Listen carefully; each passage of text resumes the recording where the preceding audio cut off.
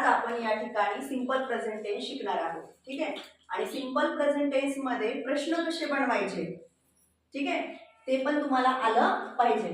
तर आता या ठिकाणी सिंपल प्रेझेंट टेन्सचा फॉर्म्युला आहे S + V1 + S ES IES plus object. ठीक आहे.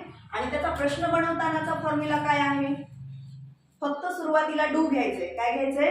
डू. त्यानंतर सब्जेक्ट, त्यानंतर V1 आणि ऑब्जेक्ट. आता या ठिकाणी मी S ES दिलं नाही, ठीक आहे, कारण प्रश्नामध्ये S ES IES येत नसतं. आणि या ठिकाणी इथे क्वेश्चन बनवण्यासाठी डू आणि डजचा वापर केला जातो. मग मी इथे सूत्रामध्ये डूच का दिलेला आहे? तर आय साठी डूच येतं. ठीक आहे. प्रश्न बनवण्यासाठी आय साठी डू हे हेल्पिंग वर्ब येत असतं. तर आता या ठिकाणी बघा, आय ईट मँगो.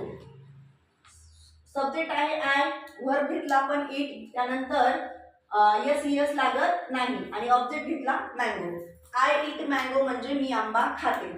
याचा प्रश्न बनवला तर आपण काय बदल केला? फक्त काय ऍड केलं त्याच्यामध्ये? डू. काय ऍड केलं? डू. मग काय झाला आपला प्रश्न? Do I eat mango. पण प्रश्न वाचताना, प्रश्न बोलताना प्रश्न वाटला पाहिजे. इथे मी कसं वाचते बघा, आय ईट मँगो, मी आंबा खाते. पण प्रश्न बोलताना do I eat mango, do I eat mango प्रश्नच वाटला पाहिजे. मी आंबा खातो का किंवा मी आंबा खाते का. ठीक आहे. त्यानंतर आपलं दुसरं वाक्य आहे I right a story. I right a story. मग प्रश्न कसा बनवायचा? बोला. Do right a story. Do I right a story. फक्त आपण डू घ्यायचं. काय घ्यायचं अगोदर? डू घ्यायचं. त्यानंतर I ask questions. Do ask questions. Do I ask questions. मी प्रश्न विचारतो का. आणि याचा अर्थ होतो आय आस्क क्वेश्चनचा अर्थ होतो मी प्रश्न विचारतो. ठीक आहे. I read loudly.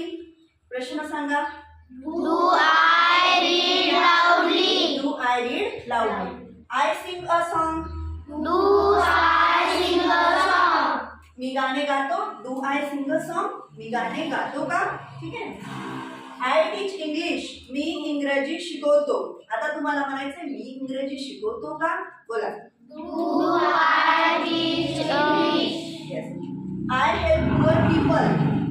Do I help poor people. Do I help poor people. लक्षात आलं का तुम्हाला हे कशा पद्धतीने बनवायचे? पण या ठिकाणी जर आपण शी घेतलं, शी म्हणजे ती, ही म्हणजे तो, तर वाक्यामध्ये बदल होतो. ठीक आहे. तर ते आपण तुमचा हा टॉपिक झाला म्हणजे आयचे वाक्य झाल्यानंतर शिकूया. समजलं? हे लिहून घ्या.